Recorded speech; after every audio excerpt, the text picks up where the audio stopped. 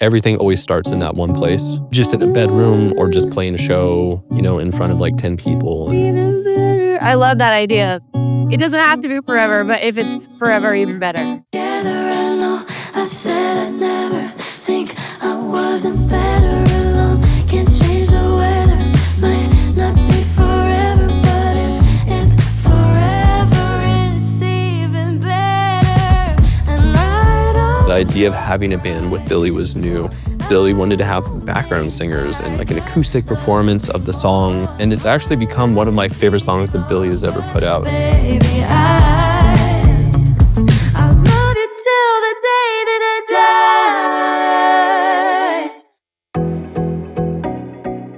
Hey everyone, my name is Aron Forbes. We are here at Just for the Record in Los Angeles with Waves, and we're going to dig into a mix session for Billie Eilish on the song Birds of a Feather. It's a live recording that we did in support of Hit Me Hard and Soft called Songline for Amazon. Billie and Finneas wrote it, and it's very light, it's effortless, really cool dry vintage drums, Finneas playing guitar. And this is back when Hit Me Hard and Soft was coming out. Billie wanted to do something special, bring in some friends, artists that she loved, just to surround her and present the song in a different fashion, a different light. Awesome, let's do it.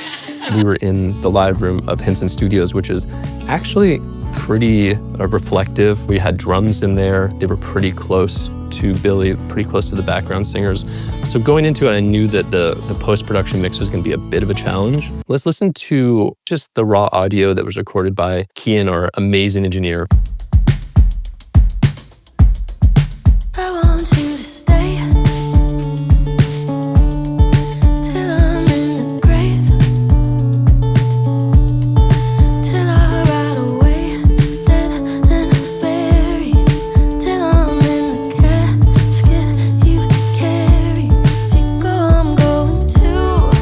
Okay, cool. So tons of drum bleed everywhere. There's 3 background singers, Billie's mic and Finneas. There's tons of bleed going into all the mics. So the jumping off point, if you will, was, okay, how much can we clean up those vocals? And this is something that I'll generally do with Derek Renfro, who works with me on all these projects. And a huge shout out to him, because we will toss the session back and forth, clean up the audio, so anything that we can do to get us to a starting point. Fortunately, at the time, Clarity had come out, and if you look at the top of this chain right here for Billie, the very first plugin is going to be Clarity. And if you solo it and listen to the difference between the two, this is with it on. Till I'm in the casket you carry. If you go, I'm going too. And then you bypass it. Till I ride away, dead and buried. There's just so much bleed happening of the drums into Billie's mic. If you go, I'm going. Till I ride away, dead and buried. Till I ride away, dead and buried.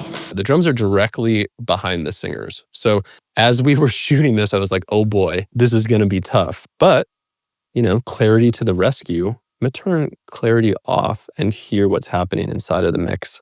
Of a feather, we should stick together. I know I said I'd never think I wasn't better alone. Can't change the weather, might not be forever, but if it's forever, it's of a feather, we should stick together. I know I said I'd never think I wasn't better alone. Can't change.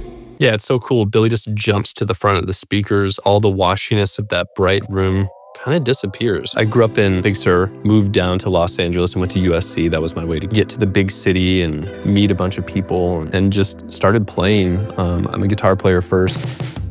It was really inspiring. It was a really cool period of time for music in Los Angeles and for like producers in Los Angeles. And I was finished with that tour about 1.5 years in. I was like, I don't want to travel as much. And I was like, I want to be in the studio. That's the same window that I would have originally met Billie and Finneas. Yeah, for sure. Like stab It needs from the that. end. They started doing writing sessions, but they were also looking for labels potentially. And at that time, Billie was 13, about to turn 14. And she still had this voice where I was like, oh my gosh, like what is happening? This doesn't make any sense. And Finneas was like running Ableton and like playing keys and doing it all himself, just like next generation writer. He really gets it on a whole other level. One night I came home, my wife was like, hey, like Maggie's son Finneas is playing a show. We should go down there tonight and check it out. I think at the time he was 18 and couldn't go inside because it's a bar. And so Finneas and I were hanging out outside in Silver Lake. That was kind of the beginning of the whole crazy rise of Billie Eilish. One of the things that I remember about this project was Billie really loves all of these singers as artists and as friends, and she didn't want them to be too far back. She wanted them to be present. It's like, well, how do we make sure that the background vocals are really forward? Visually, they're all on camera. It's not like they're like hidden away in the shadows. They're like all standing together in this performance. After kind of playing around for a while, I was like, oh, C4 probably can just create a little bit of space so that Billie's forward and they're still present, but it's just knocking them down just a little bit. So let's see what's going on here. Birds of a feather, we should stick together. I know I said I'd never think I wasn't better alone. Can't change the weather. Where you can really hear her words, and the other ones are the harmonies that are supporting. We just want to make sure that she sticks out in front of those background vocals, but feels like kind of nestled in. I think another thing that happened within these background vocals was an S1 imager, just making it a little bit wider, it looks like, potentially. Birds of a feather, we should stick together. I know I said I'd never think I wasn't better alone. Can't change the weather. It's not a huge shift, but it's just enough. Like I can really hear it on these speakers in this space where you're doing this.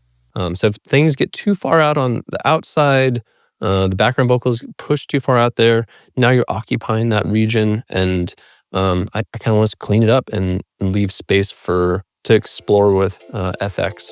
You know, it's like kind of fast forward a few years. The team was building out, and I come in and we start building out the show, and the Spider tour, which was the first time she had this cool stage production, this like big metal spider that was built every night. And I think from there, it was just like a slingshot. Coachella, you know, they swept the Grammy. I mean, it was just uncontrollable. To me, one of the biggest, you know, connective pieces to the whole album was all of Billie's background vocals, her ad-libs.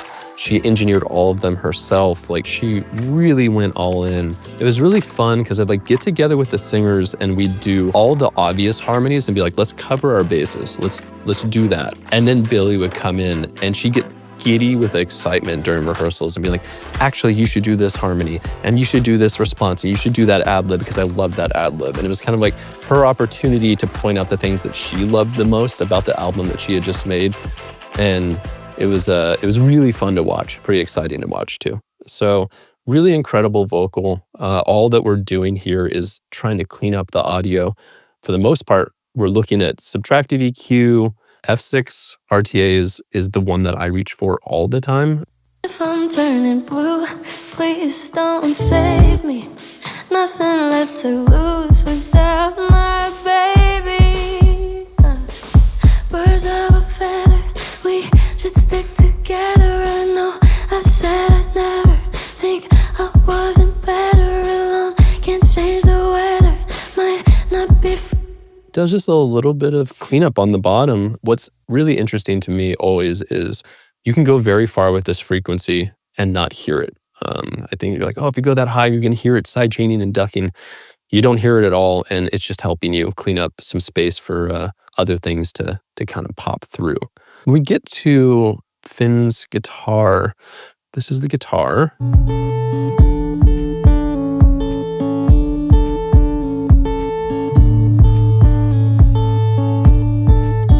I love the sound of dynamic EQ because compression often gets you into a lot of problems. It's going to bring up things that are in the background that you don't want. And if the whole point of this mix is to try and eliminate the background noise, I don't want to lose those frequencies entirely, but if you have a really fast attack and a pretty fast release, it's just going to clean up the bottom end. And if I bypassed all of them, it would just feel murkier down there, and the clarity of the low end of the kick drum wouldn't quite be the same. Just again, an amazing tool that I find myself using over and over again. I was playing around with the equator on this guitar. What I use it for oftentimes is nodes and resonance buildup that happens in guitars or vocals. Oftentimes when you're in the live context, they're just more pronounced. I think you're in the studio and you have like all this gear and you're compressing and stuff. It does suppress some of those resonance a little bit more. But in the live space, we're playing a lot of cleanup, if you will. I love this because you can just, it's like a threshold of how much the effect is happening. So let's check out what happens as I pull it down.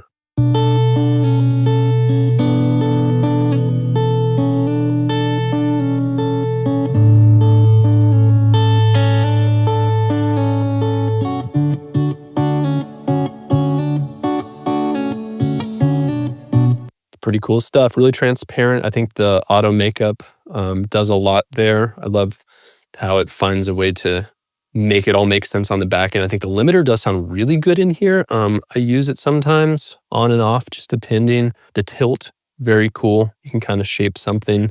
Again, broad stroke, just like I want it to feel like it has more presence. You can just tilt it, or it's too bright, like make it a little bit darker. Really cool plugin. I use it all the time now. All right, so let's just do like a quick A/B with this thing on and off.